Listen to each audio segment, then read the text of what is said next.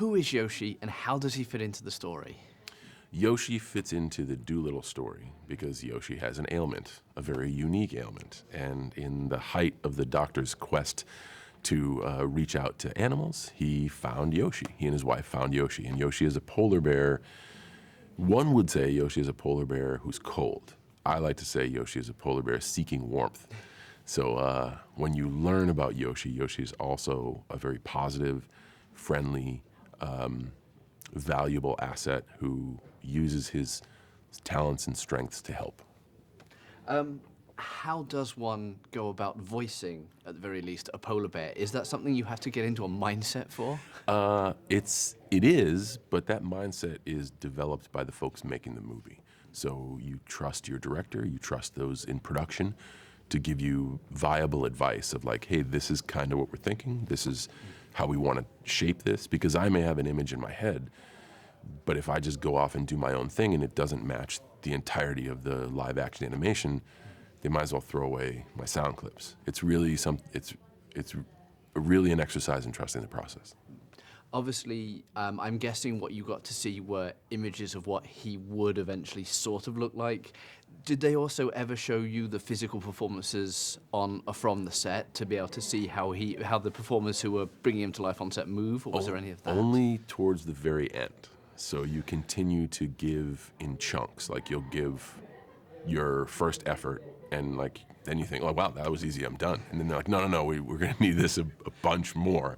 Yeah. But you continuously go back, and it's almost like forever perfecting. You know, like you as the animation gets more and more locked, and the visual effects get more and more locked, they need sometimes a different nuance or a different take, and sometimes you got to do the whole stuff over again.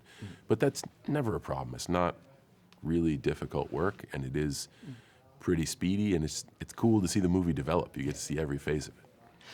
Is it, though, in any way a challenge to come up with the comedy angle without a direct co-star to feed off of? Is that a particular sort of skill you have to develop? Not really. So it's just a specific skill. That's a great way to put it. It is, I guess, a specific skill set, because instead of having more in your environment to bounce off of and use, it literally is just your environment up here. So I guess the skill set is being a little more imaginative than you're used to. What are you hoping people will take away from the movie? That's always a great question. What do I hope people take away?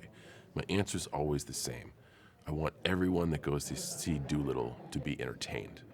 And if they get a takeaway from seeing something after being entertained, that's really special.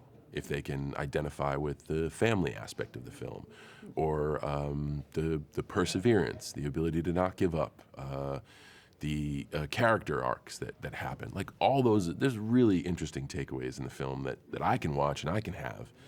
But if you as a ticket buyer, if I tell you what to take away, I'm curating your experience. First and foremost, just go watch Dolittle and be entertained. So final question, what was your own history with Dolittle? Had you ever read the books? Had you seen the earlier movies? I'm a Dolittle noob.